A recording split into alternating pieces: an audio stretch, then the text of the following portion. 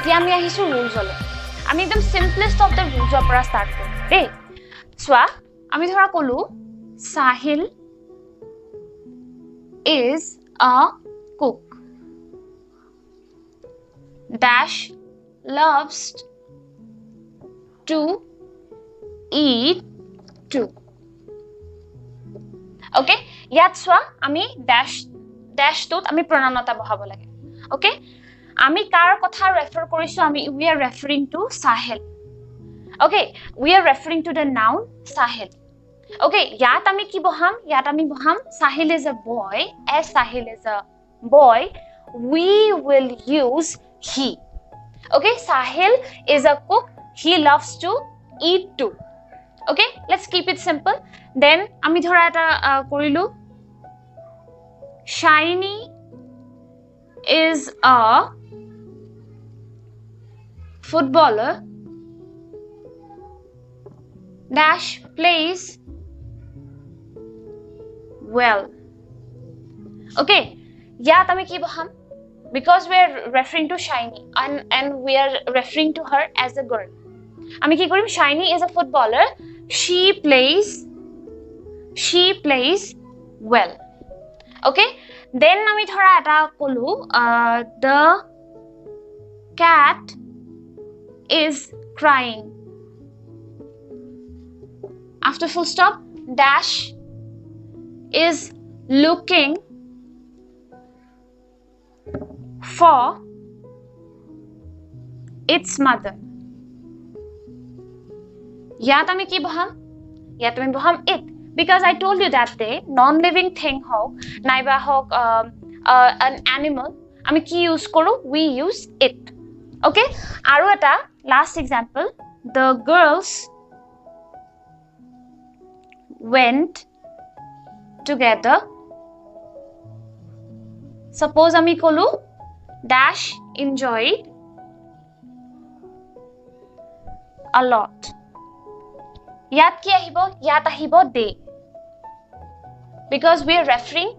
to the girls in plural number okay so ami ki bujilu yat ahise first eta pronoun he yat ahise she yat ahise it yat ahise they tene hole ki that means the pronoun needs to agree with the noun okay pronoun to the mane nounor oporot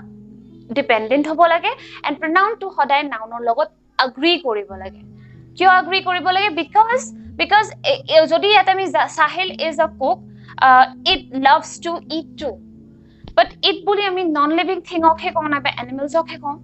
okay to he karone it will create confusion ki ami Sahilor kotha koisu ne kunba belegor kotha koisu okay the first rule is personal pronoun must agree with the noun okay mo thakibo the personal pronoun must agree with the noun ami hetu dhyan rakhibo lagibo yat moi likhisu 2 3 1 তোমালোকে guess কৰিব পাৰিছা নে 2 3 1 কিয় লিখিলো মই কৰিছো অলপ তোমালোকৰ লাষ্ট ভিডিওত মই ডিসকাস কৰিছিলো পাৰ্সনৰ কথা first person second person third person okay একদম সিম্পলি কও মনত ৰাখিব কাৰণে ওকে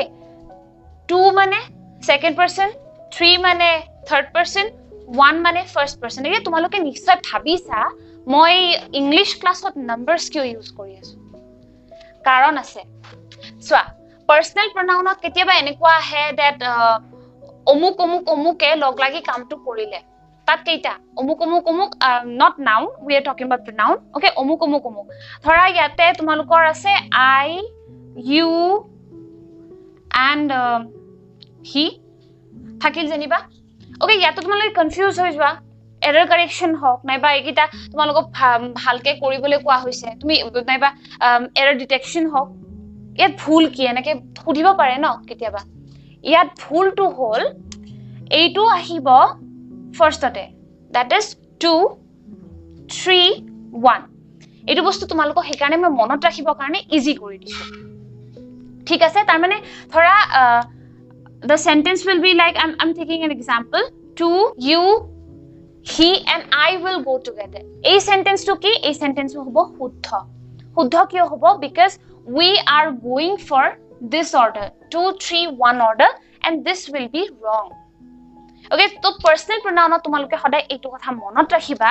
যে you তোমালোকে number 2 rule to simply মনত ৰাখিব পাৰা 2, 3, 1 rule বুলি। Okay,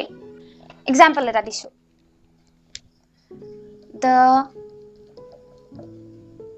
headmaster, দুটা example দিম আৰু তোমালোকে guess কৰিব লাগিব তাত কোনটো pronoun বহে। ইয়াত মই তোমালোকক option দি দিছো। Okay, his and their। দেখিছা কোনটোত his বহিব কোনটোত their বহিব হেতু তোমালোকে মোক ক'ব লাগে। guess কৰা।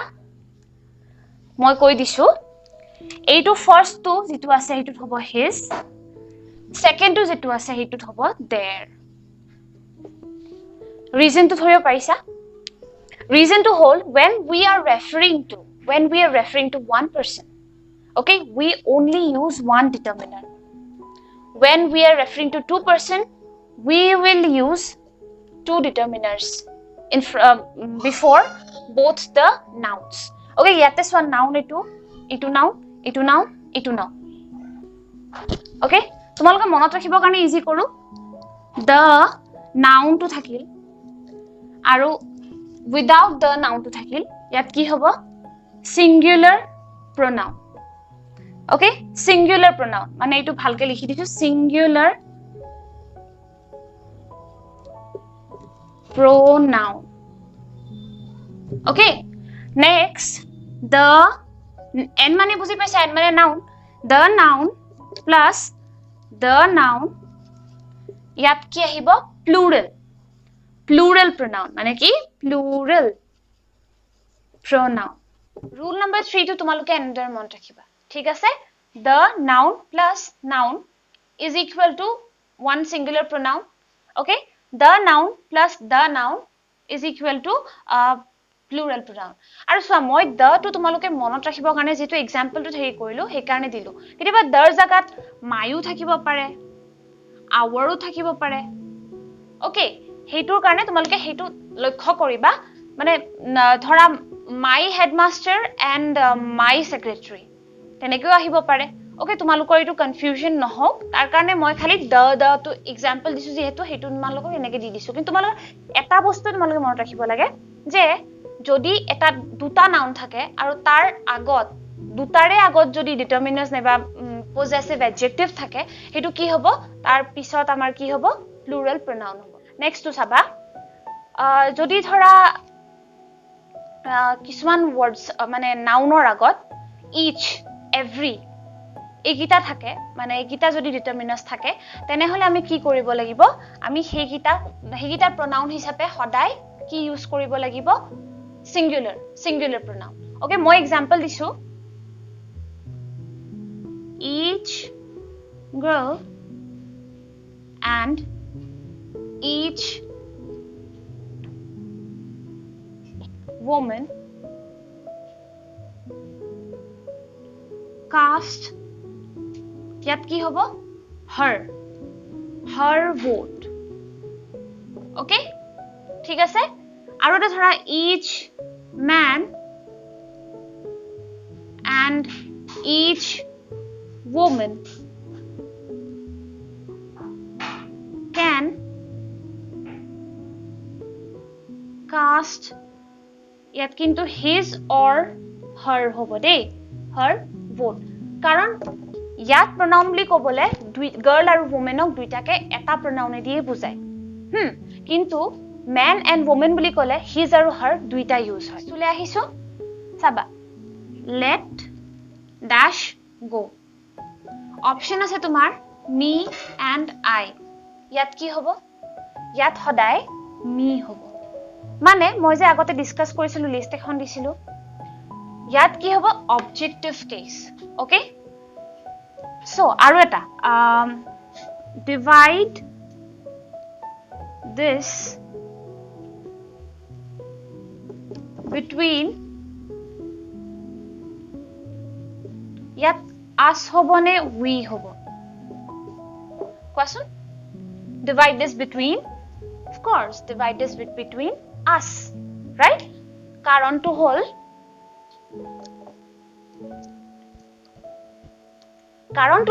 I have given you two examples okay এতিয়া আমি চাম এটা সমীকৰণৰ সহায়ত it will be rule number 5 let থাকিলে নাইবা কোনো preposition থাকিলে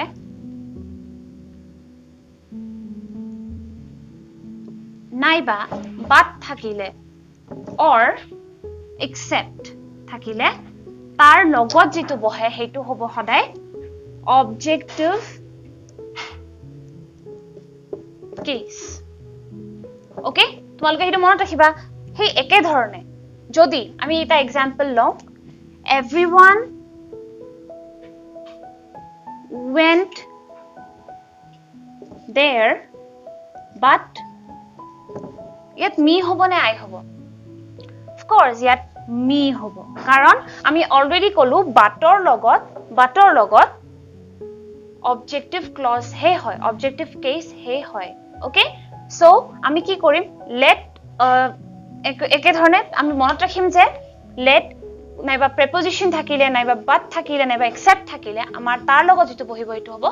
objective case okay antu rule le ahisu আমি এটা एग्जांपल এর সহায়ত স্টার্ট কৰো এটো you are taller than dash I name কোৱাচোন ইয়াতে you are taller than I নাইবা me ভিতৰত তুমি কোনটো বহাবা yes we will put I